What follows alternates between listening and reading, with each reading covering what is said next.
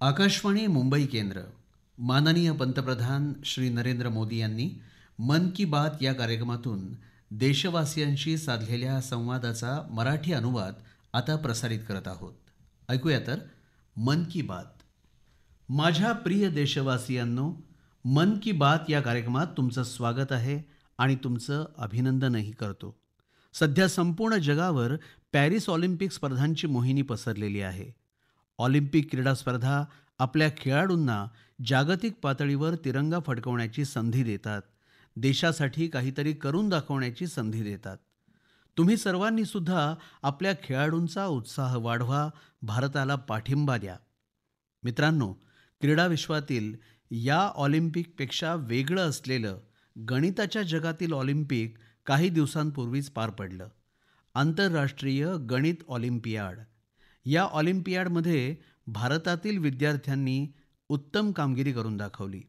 या स्पर्धेत आपल्या भारतीय संघानं सर्वोत्तम कामगिरी करत 4 सुवर्ण पदकं आणि 1 रौप्य पदक जिंकलं. आंतरराष्ट्रीय गणित ऑलिम्पियाड या स्पर्धेत जगातील 100हून अधिक देशांचे संघ सहभागी होतात आणि एकंदर पदक तालिकेचा विचार करता आपला संघ पहिल्या 5 सर्वोत्तम संघांमध्ये स्थान मिळवण्यात यशस्वी झाला. या स्पर्धेमध्ये देशाचं नाव उज्ज्वल करणाऱ्या विद्यार्थ्यांची नावं आहेत: पुण्याचा आदित्य व्यंकट गणेश, पुण्याचाच सिद्धार्थ चोप्रा, दिल्लीचा अर्जुन गुप्ता, ग्रेटर नोएडाचा कणव तलवार, मुंबईचा ऋषिल माथुर आणि गुवाहाटीचा आनंदो भादुरी. तर मित्रांनो, आजच्या मन की बात या कार्यक्रमात सहभागी होण्यासाठी मी या युवा विजेत्यांना विशेष आमंत्रण दिलं आहे. हे सर्वजण दूरध्वनीद्वारे आपल्याशी जोडले गेलेले आहेत. नमस्ते मित्रांनो, मन की बात या कार्यक्रमात तुम्हा सर्व मित्रांचं खूप खूप स्वागत. कसे आहात तुम्ही सर्वजण? आम्ही ठीक आहोत सर. बरं मित्रांनो, मन की बातच्या माध्यमातून देशवासीय तुम्हा सर्वांचे अनुभव जाणून घेण्यासाठी खूप उत्सुक आहेत. मी आदित्य आणि सिद्धार्थ यांच्यापासून चर्चेची सुरुवात करतो. तुम्ही सध्या पुण्यामध्ये आहात. आधी मी तुमच्यापासूनच संवाद सुरू करतो. तर ऑलिम्पियाड स्पर्धेदरम्यान तुम्हाला जे अनुभव आले त्याविषयी आम्हाला सर्वांना सांगा बरं. मला गणित विषयाची लहानपणापासूनच खूप आवड होती. माझे शिक्षक एम प्रकाश सर यांनी 6वीत असताना स्टँडर्ड मॅथ्स हा विषय शिकवला होता आणि त्यांनी माझी गणितातील रुची देखील वाढवली होती. त्यांच्याकडून मला शिकायला मिळालं आणि ही संधी देखील मिळाली. तुझ्या मित्राचं काय म्हणणं आहे? सर, माझं नाव सिद्धार्थ आहे. मी पुण्याला राहतो. मी नुकतीच 12वीची परीक्षा उत्तीर्ण झालो आहे. जागतिक गणित ऑलिम्पियाड स्पर्धेत भाग घेण्याची ही माझी दुसरी वेळ होती. जेव्हा मी 6वीत होतो तेव्हा आदित्यसोबतच मला देखील एम प्रकाश सरांनी प्रशिक्षित केलं होतं. आम्हाला त्या शिकवण्याची खूप मदत झाली. आता मी CMI महाविद्यालयात गणित आणि संगणकशास्त्र या विषयांचा अभ्यास करतो आहे. बरं, मला असं सांगण्यात आलं आहे की अर्जुन आता गांधीनगरमध्ये आहे आणि कणव तर ग्रेटर नोएडाचा रहिवासी आहे. अर्जुन आणि कणव, आपण ऑलिम्पियाड स्पर्धेविषयी चर्चा केली, पण तुम्ही दोघांनी तुमच्या स्पर्धेच्या तयारीशी संबंधित एखादा विषय किंवा विशेष अनुभव आला असेल त्याविषयी सांगितलं तर आपल्या श्रोत्यांना ऐकायला नक्कीच आवडेल. नमस्ते सर. जय हिंद. माझं नाव अर्जुन. जय हिंद अर्जुन. सर, मी दिल्लीत राहतो. माझी आई श्रीमती आशा गुप्ता दिल्ली विद्यापीठामध्ये भौतिकशास्त्राची प्राध्यापक आहे. तर माझे वडील श्री अमित गुप्ता चार्टर्ड अकाउंटंट आहे. मी आत्ता देशाच्या प्रधानमंत्र्याशी प्रत्यक्ष बोलत आहे. हा मला खूप सन्मान वाटतो. आणि सर्वप्रथम मी माझ्या यशाचे श्रेय माझ्या आईवडिलांना देऊ इच्छितो. मला असं वाटतं की जेव्हा एका कुटुंबातील एखादा सदस्य अशा स्पर्धेसाठी तयारी करत असतो तेव्हा हा संघर्ष केवळ त्या एकट्या सदस्याचा नसतो, तर तो संपूर्ण कुटुंबाचा संघर्ष असतो. या स्पर्धेमध्ये जी आमची प्रश्नपत्रिका असते ना, त्यामध्ये 3 प्रश्न सोडवायचे असतात आणि त्यासाठी आम्हाला 4.5 तासांचा अवधी दिला जातो. म्हणजे एका प्रश्नासाठी 1.5 तास. म्हणजे आपण समजू शकतो की एक प्रश्न सोडवायला आमच्याकडे किती वेळ असतो. या स्पर्धेच्या तयारीसाठी आम्हाला घरी खूप अभ्यास करावा लागतो. प्रश्न सोडवण्यासाठी तासनतास प्रयत्न करावे लागतात.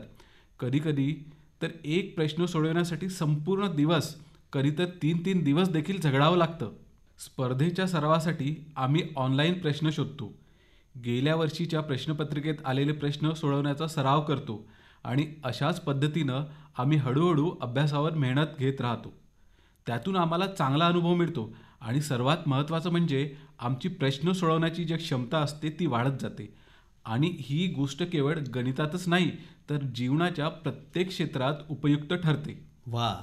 कणव, तू मला सांग, या स्पर्धेची तयारी करताना आलेला तुझा एखादा म्हणजे वेगळा अनुभव असेल जो आमच्या तरुण मित्रांना ऐकायला फार छान वाटेल. विशेष असा काही अनुभव काही सांगू शकतोस का तू? माझं नाव कनव तलवार आहे. मी उत्तर प्रदेशातील ग्रेटर नोएडा येथे राहतो. मी 11वीत शिकतो आणि गणित हा माझा सर्वात आवडता विषय आहे. गणित विषय मला लहानपणापासूनच खूप आवडतो. लहानपणी माझे वडील माझ्याकडून कोडी सोडवून घेत असत. त्यामुळे माझी या विषयाची आवड वाढतच गेली. मी 7वीत असल्यापासून ऑलिम्पियाड स्पर्धेची तयारी सुरू केली होती. माझ्या बहिणीनं यात मला खूप मदत केली. माझे आईवडील मला अभ्यासासाठी कायम प्रोत्साहित करत असत. ही ऑलिम्पियाड स्पर्धा HBCSE तर्फे आयोजित केली जाते. यासाठी 5 स्तरीय प्रक्रिया असते. गेल्या वर्षीच्या संघात माझी निवड होऊ शकली नाही. मी निवडीच्या निकषाच्या अगदी जवळ गेलो होतो आणि ही निवड न झाल्यानं अत्यंत दुःखी झालो होतो. तेव्हा माझ्या पालकांनी मला सांगितलं की अशा वेळी आपण जिंकतो तरी किंवा काहीतरी शिकतो तरी, आणि या प्रक्रियेचा प्रवास महत्त्वाचा असतो, यश नव्हे.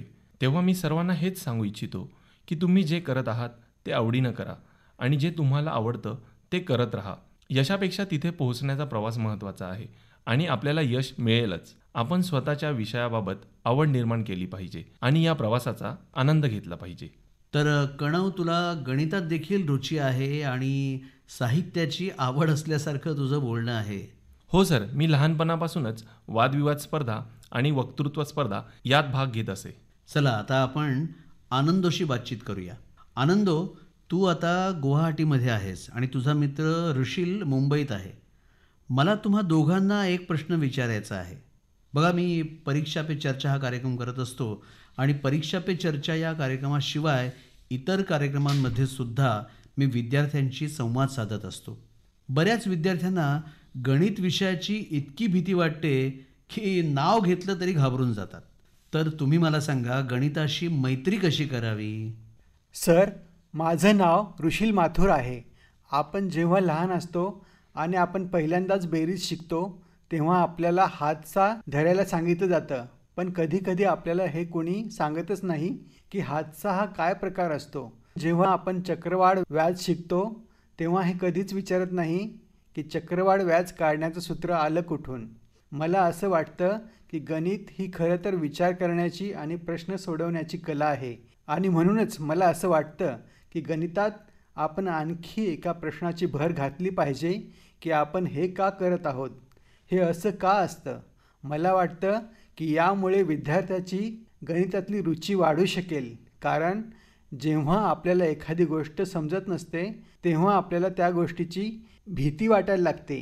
याशिवाय मला असंही वाटतं की गणित हा एक तर्काचा विषय आहे असं सगळ्यांचं मत आहे, पण खरं तर गणितात सर्जनशीलता देखील महत्त्वाची आहे, कारण सर्जनशीलतेमुळेच आपण चौकटीच्या बाहेरची उत्तरं शोधू शकतो आणि म्हणूनच गणित ऑलिम्पियाड स्पर्धेचं आयोजन ही देखील गणितातील रुची वाढवण्याबाबत एक अत्यंत महत्त्वाची समयोचितता आहे. आनंदो, तुला काही सांगायचं आहे का? प्रधानमंत्रीजी नमस्ते. मी गुवाहाटीतून आनंदो भादुरी बोलत आहे. मी नुकतीच 12वीची परीक्षा उत्तीर्ण केली आहे. मी 6वी आणि 7वीत असताना स्थानिक ऑलिम्पियाड स्पर्धेमध्ये भाग घेत असे. तिथून मला या विषयाची आवड निर्माण झाली. यावर्षी मी दुसऱ्यांदा IMOमध्ये सहभागी झालो. दोन्ही IMO मला खूपच छान वाटल्या. ऋषीलनं आत्ता जे सांगितलं ना त्याच्याशी मी सहमत आहे आणि मला असं सांगावंसं वाटतं की ज्यांना गणित विषयाची भीती वाटते त्यांनी खूप धैर्याने अभ्यास केला पाहिजे, कारण आपल्याला ज्या प्रकारे गणित शिकवलं जातं, होतं काय की एक ठराविक सूत्र दिलं जातं जे पाठ करून घेतात आणि मग या सूत्राच्या आधारावर 100 प्रश्न विचारले जातात. पण आधी ते सूत्र समजलं की नाही हे कोणीच बघत नाही, फक्त प्रश्न सोडवून घेण्याचा मागे लागतात. सूत्र देखील पाठ करायचं आणि परीक्षेत समजा ते आठवलं नाही तर काय करायचं. म्हणून मी सांगेन की सूत्र समजून घ्या. जे आत्ता ऋषील म्हणत होता ना, धिटाईने त्याला भिडा. जर सूत्र नीट लक्षात आलं तर 100 प्रश्न विचारावेच लागणार नाहीत. 1-2 प्रश्नांमध्ये मुलांना समजेल आणि त्यांना गणित विषयाला घाबरावे देखील लागणार नाही. आदित्य आणि सिद्धार्थ, आपण जेव्हा सुरुवातीला बोलत होतो तेव्हा नीट बोलणं झालं नाही आपलं.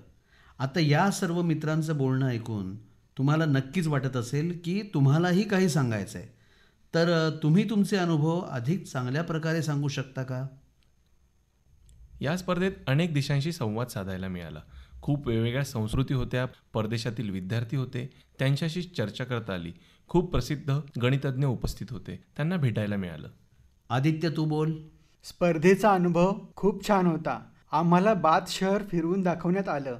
तिथे खूप छान देखावे होते. आम्हाला बगीचांमध्ये घेऊन गेले आणि आम्हाला ऑक्सफर्ड विद्यापीठात देखील घेऊन गेले होते. तो एक अत्यंत सुंदर अनुभव होता. चला मित्रांनो, तुमच्याशी बोलून मला फार आनंद झाला. मी तुम्हा सर्वांना खूप खूप शुभेच्छा देतो, कारण मला माहीत आहे की अशा प्रकारच्या स्पर्धांसाठी खूप मेहनत घ्यावी लागते, मन एकाग्र करून अभ्यास करावा लागतो, बुद्धीचा कस लागतो. कधीकधी कुटुंबातले लोकसुद्धा वैतागतात, हा काय सतत गुणाकार भागाकार करत असतो असं म्हणतात. पण माझ्याकडून तुम्हा सर्वांना खूप खूप शुभेच्छा. तुम्ही देशाचा मान वाढवलेला आहे, देशाचं नाव उज्ज्वल केलेलं आहे. मित्रांनो, धन्यवाद. तुमचे आभार. धन्यवाद. धन्यवाद. धन्यवाद सर. जय हिंद. जय हिंद. जय हिंद. तुम्हा सर्व विद्यार्थ्यांशी बोलून मला आनंद वाटला.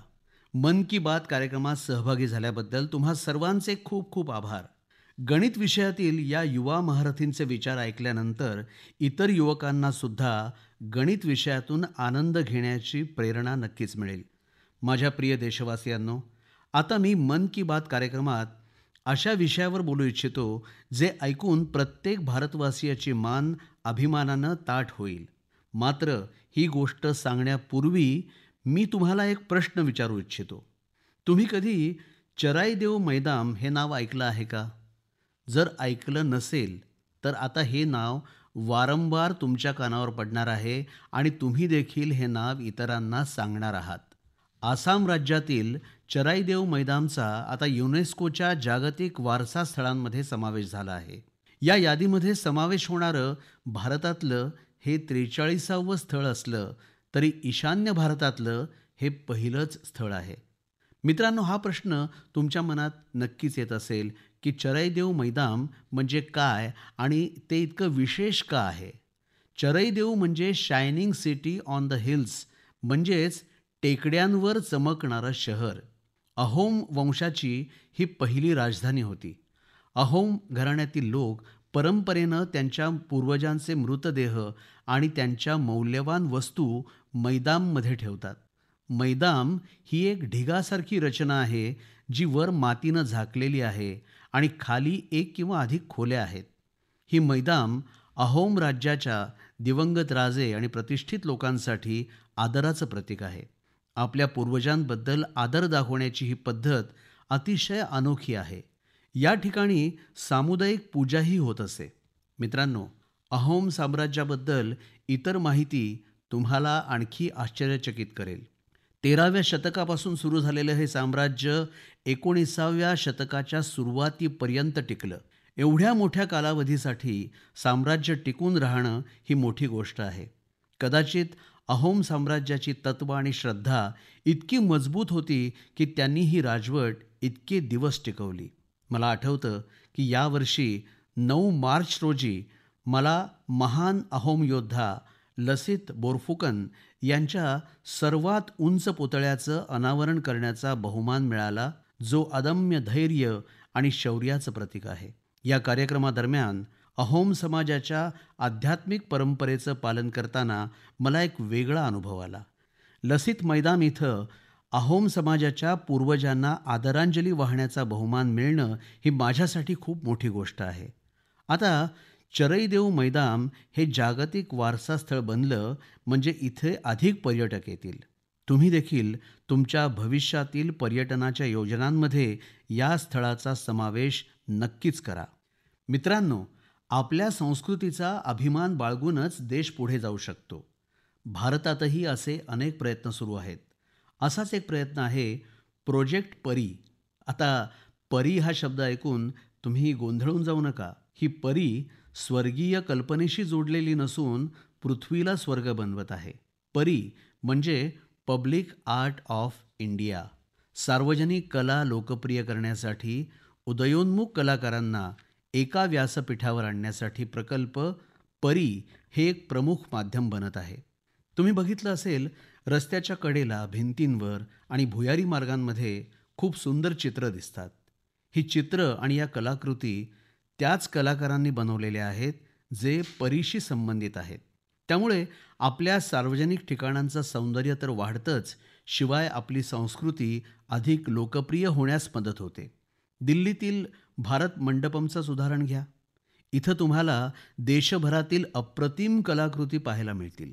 दिल्लीतील काही अंडरपास, भुयारी मार्ग आणि उड्डाण पुलांवरही तुम्हाला अशी सुंदर लोककला पाहता येईल. मी कला आणि संस्कृती प्रेमींना आवाहन करेन की त्यांनी पब्लिक आर्टवर, लोककलेला अधिक काम करावं. यामुळे आपल्याला आपल्या मुळांचा अभिमान असल्याची सुखद अनुभूती मिळेल. माझ्या प्रिय देशवासियांनो, मन की बातमध्ये आता रंगांबद्दल बोलूया. असे रंग ज्यांनी हरियाणाच्या रोहतक जिल्ह्यातील 250हून अधिक महिलांच्या जीवनात समृद्धीचे रंग भरले आहेत. हातमाग उद्योगाशी निगडित या महिला पूर्वी छोटी दुकानं चालवून आणि छोट्या मोठ्या नोकऱ्या करून आपला उदरनिर्वाह करत होत्या. मात्र पुढे जाण्याची इच्छा प्रत्येकालाच असते.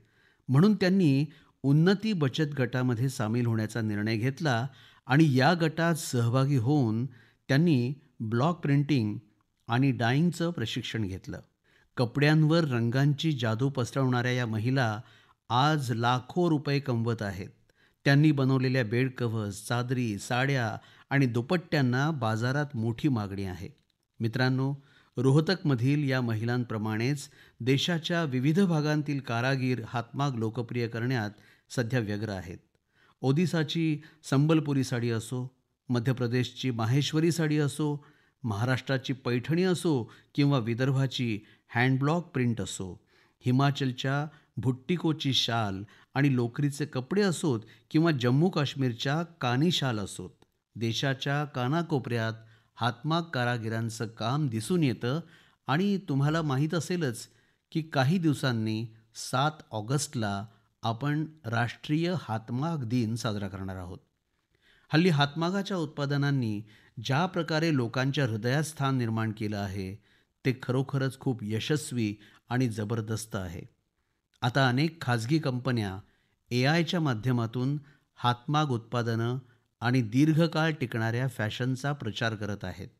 कोशा AI, handloom India, De Junk, Novatax, Brahmaputra fables असे अनेक स्टार्टअप्स देखील हातमाग उत्पादनांना लोकप्रिय करण्यात गुंतले आहेत. अनेक लोक अशा स्थानिक उत्पादनांना लोकप्रिय करण्याचा प्रयत्न करत आहेत.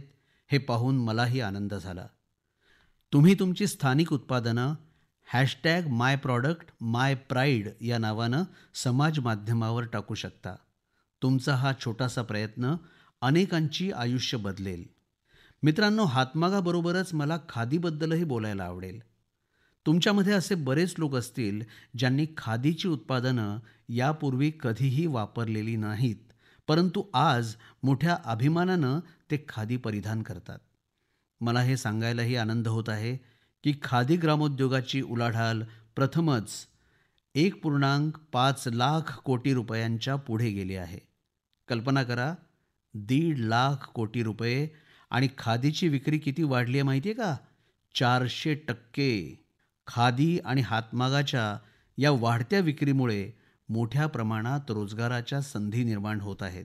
बहुसंख्य महिला या उद्योगाशी निगडित आहेत आणि त्यामुळे त्यांना त्याचा सर्वाधिक फायदा होत आहे.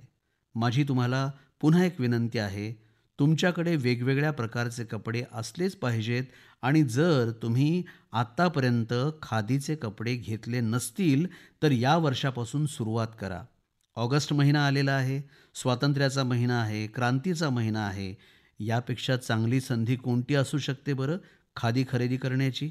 माझ्या प्रिय देशवासियांनो, मी तुमच्याशी मन की बातमध्ये अनेकदा अंमली पदार्थांच्या आव्हानावर चर्चा केली आहे. प्रत्येक कुटुंबाला काळजी असते की आपलं मूल अंमली पदार्थांच्या विळख्यात सापडू नये. आता अशा लोकांना मदत करण्यासाठी सरकारनं मानस नावाचं विशेष केंद्र उघडलं आहे. अंमली पदार्थांविरुद्धच्या लढाईतील हे एक मोठं पाऊल आहे. मानस ही हेल्पलाईन आणि पोर्टल काही दिवसांपूर्वी सुरू करण्यात आलं आहे. सरकारनं 1933 हा टोल फ्री क्रमांक जारी केला आहे. यावर फोन करून कोणीही आवश्यक सल्ला घेऊ शकतो किंवा पुनर्वसनाशी संबंधित माहिती मिळवू शकतो. जर कोणाकडे अंमली पदार्थांशी संबंधित कोणतीही माहिती असेल तर ते या नंबरवर कॉल करून नार्कोटिक्स कंट्रोल ब्युरोसोबत शेअर करू शकतात. मानसला आपण पुरवलेली माहिती ही गोपनीय राखली जाते. भारताला अंमली पदार्थ मुक्त करण्यासाठी झटणाऱ्या सर्व लोकांना, सर्व कुटुंबांना, सर्व संस्थांना माझी विनंती आहे की मानस हेल्पलाईनचा पुरेपूर वापर करा. माझ्या प्रिय देशवासियांनो, उद्या जगभरात व्याघ्र दिन साजरा होणार आहे. भारतामध्ये वाघ हा आपल्या संस्कृतीचा अविभाज्य भाग आहे. आपण सर्वजण वाघाच्या वेगवेगळ्या प्रकारच्या गोष्टी ऐकतच लहानाचे मोठे झालो आहोत. जंगलाभोवतीच्या परिसरात राहणाऱ्या लोकांना वाघासोबत सहजीवन कसं जगायचं हे पक्कं माहीत असतं. अशी अनेक गावं आहेत जिथे माणूस आणि वाघ यांच्यात कधीच संघर्ष होत नाही. मात्र जिथे असा संघर्ष उद्भवतो तिथे सुद्धा वाघांच्या संरक्षणासाठी मोठे प्रयत्न होत आहेत. लोकसहभागाचा असाच एक प्रयत्न म्हणजे कुल्हाडी बँड पंचायत. राजस्थानातील रणथंबोरपासून सुरू झालेली ही मोहीम रंजक आहे.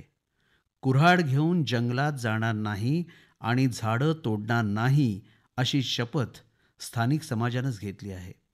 या एका निर्णयामुळे इथली जंगलं पुन्हा हिरवीगार होत असून वाघांसाठी चांगलं वातावरण निर्माण होत आहे. मित्रांनो, महाराष्ट्रातील ताडोबा अंधारी व्याघ्र प्रकल्प हा वाघांच्या प्रमुख अधिवासांपैकी एक आहे. इथल्या स्थानिक समुदायांनी, विशेषतः गोंड आणि माना जमातीच्या आमच्या बंधुभगिनींनी इको टुरिझमच्या दिशेनं वेगानं पावलं टाकली आहेत. त्यांनी जंगलावरील आपलं अवलंबित्व कमी केलं आहे, जेणेकरून इथं वाघांच्या हालचाली वाढू शकतील. आंध्र प्रदेशातील नल्लामलाईच्या टेकड्यांवर राहणाऱ्या चेंचू जमातीचे प्रयत्न पाहून तुम्हाला आश्चर्य वाटेल. टायगर ट्रॅकर्स म्हणून त्यांनी जंगलातील वन्य प्राण्यांच्या हालचालींची प्रत्येक माहिती गोळा केली. यासोबतच त्यांनी परिसरातील अवैध कामांवरही लक्ष ठेवलं. त्याचप्रमाणे उत्तर प्रदेशातील पिलीभीत येथे सुरू असलेला बाघ मित्र कार्यक्रमही खूप चर्चेत आहे. या अंतर्गत स्थानिक लोकांना बाघ मित्र म्हणजे व्याघ्र मित्र म्हणून काम करण्याचं प्रशिक्षण दिलं जातं. वाघ आणि मानव यांच्यात संघर्ष होणार नाही याची हे व्याघ्र मित्र पूर्ण काळजी घेतात. असे अनेक प्रयत्न देशाच्या विविध भागात सुरू आहेत. मी इथं फक्त काही प्रयत्नांची चर्चा केली आहे, परंतु मला आनंद आहे की लोकसहभागामुळे वाघांच्या संवर्धनात खूप मदत होत आहे. अशा प्रयत्नांमुळे भारतातील वाघांची संख्या दरवर्षी वाढत आहे. जगातील 70% वाघ आपल्या देशात आहेत हे जाणून तुम्हाला आनंद आणि अभिमान वाटेल. विचार करा, 70% वाघ. त्यामुळेच आपल्या देशाच्या विविध भागात अनेक व्याघ्र अभयारण्ये आहेत. मित्रांनो, वाघांच्या वाढीसोबतच आपल्या देशातील वनक्षेत्रही झपाट्यानं वाढत आहे. यामध्ये देखील सामुदायिक प्रयत्नांमुळे मोठं यश मिळत आहे. मागच्या मन की बात कार्यक्रमात मी तुमच्याशी एक पेड़ माँ के नाम या कार्यक्रमाबाबत चर्चा केली होती. देशाच्या विविध भागातून मोठ्या संख्येनं लोक या मोहिमेत सामील होत आहेत, याचा मला आनंद आहे. काही दिवसांपूर्वीच स्वच्छतेसाठी प्रसिद्ध असलेल्या इंदूरमध्ये एक अप्रतिम कार्यक्रम झाला. इथं एक पेड़ माँ के नाम या कार्यक्रमात एकाच दिवसात 2 लाखांहून अधिक रोपं लावण्यात आली. तुम्ही देखील तुमच्या आईच्या नावानं झाडं लावण्याच्या या मोहिमेत सहभागी व्हा आणि सेल्फी घ्या आणि सोशल मीडियावर पोस्ट करा. या मोहिमेत सामील होऊन तुम्हाला तुमची आई आणि पृथ्वी माता या दोघींसाठी काहीतरी खास केल्यासारखं वाटेल. माझ्या प्रिय देशबांधवांनो, 15 ऑगस्टचा दिवस आता फार दूर नाही आणि आता 15 ऑगस्टमध्ये आणखी एका मोहिमेची भर पडली आहे, हर घर तिरंगा अभियान. गेल्या काही वर्षांपासून देशभरात हर घर तिरंगा अभियानासाठी सर्वांचाच उत्साह आहे. गरीब असो, श्रीमंत असो, छोटं घर असो की मोठं घर, प्रत्येकाला तिरंगा फडकवताना अभिमान वाटतो. तिरंग्यासोबत सेल्फी काढण्याची आणि सोशल मीडियावर पोस्ट करण्याचीही क्रेज आहे. तुमच्या लक्षात आलं असेल की जेव्हा कॉलनीत किंवा सोसायटीतील प्रत्येक घरावर तिरंगा फडकतो, तेव्हा काही वेळातच इतर घरांवरही तिरंगा दिसू लागतो. म्हणजेच हर घर तिरंगा अभियान तिरंग्याच्या अभिमानामुळे एक अनोखा उत्सव बनलेला आहे. आता याबाबत विविध प्रकारचे नवनवीन प्रयोगही होऊ लागले आहेत.